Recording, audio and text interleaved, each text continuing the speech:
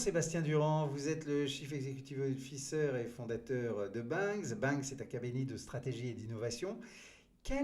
Comment pourrait-on définir le premier frein à l'innovation?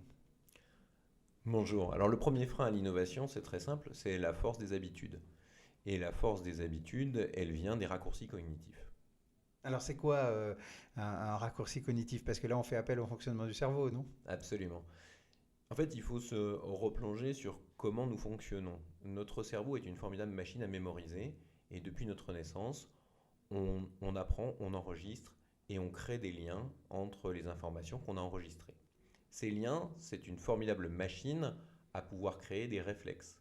Les réflexes, c'est finalement ce qui nous rend plus efficaces. On appelle ça l'expérience d'un point de vue professionnel, mais c'est aussi déjà à la base ce qui nous permet de faire deux activités en même temps. On peut conduire et avoir une conversation avec son voisin dans sa voiture. On peut marcher dans la rue et penser à autre chose sans pour autant tomber. Ça, c'est tout le système qui permet d'avoir une sorte de mode de pilote automatique du cerveau. Oui, parce qu'effectivement, quand on marche, c'est automatique et c'est un réflexe qui ne nécessite pas une pensée permanente. Absolument. Et c'est là qu'arrive ce qu'on appelle le raccourci cognitif. C'est-à-dire que notre cerveau, au fil de notre expérience, nous fait fonctionner en mode pilote automatique. Il analyse les informations qu'il perçoit par la vue, par le toucher, par les sens en général, et il va en tirer des conclusions, c'est-à-dire des réactions du corps. Des réactions de stress, des réactions de joie, mais aussi des schémas de pensée intellectuelle, et donc des conclusions. Donc finalement, si on résume, le logiciel qui nous permet de décrypter les informations du présent correspond à notre expérience du passé. Tout ça va très bien tant que les informations du présent correspondent à la réplication d'informations du passé. Mais si vous avez une nouveauté, une rupture, quelque chose qui change radicalement, votre logiciel issu du passé va vous amener les conclusions du passé. Et là, vous aurez les cas classiques de réponse à une information surprenante. Ça doit être une aberration, il doit avoir tort. De toute façon, si ça devait fonctionner comme ça, on l'aurait déjà vu depuis bien longtemps. C'est sûrement une bonne idée, mais il y en a peut-être d'autres, et ainsi de suite.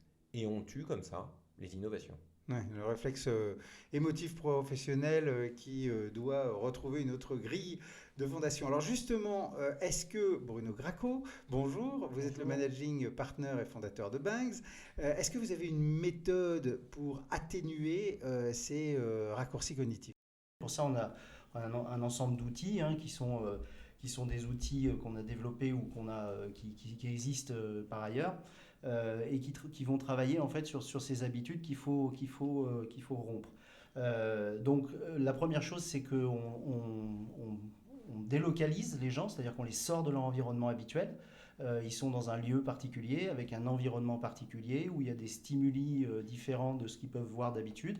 On travaille aussi sur le rythme, sur la vitesse, des accélérations, des ralentissements.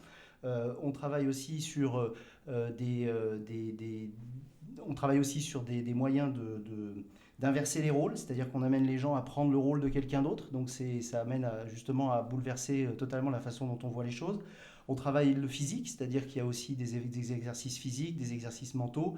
Il y a tout un ensemble d'éléments comme ça qui sont utilisés de manière raisonnée en fonction des moments des cycles de travail. On travaille aussi des choses comme le régime alimentaire, avec des sucres lents, des sucres rapides. On rebooste, par exemple, à un moment, l'ensemble du groupe avec des sucres rapides. Enfin voilà, il y a tout un ensemble d'outils comme ça qu'on utilise dans l'objectif de réduire ces raccourcis cognitifs. C'est-à-dire que vous êtes en train de me dire que quand Bangs intervient en conseil dans une entreprise, il fait ce genre de training aux managers? Oui, en effet. Et c'est les gens qui vivent cette expérience des saisons du lab ou d'un cycle d'innovation radicale sortent transformés, certainement, oui. Et c'est des outils qui sont réutilisables aussi à titre personnel. C'est des outils de réinterrogation sur ses certitudes. Donc il y a des choses qui sont liées à l'environnement, qu'il faut recréer le cadre, mais il y a aussi des choses qu'on peut s'appliquer à soi-même pour repenser la manière dont on réagit par réflexe à une situation à laquelle on est confronté. Merci Bruno, merci Sébastien, et il y a bien d'autres sujets surprenants sur bangs-lab.com.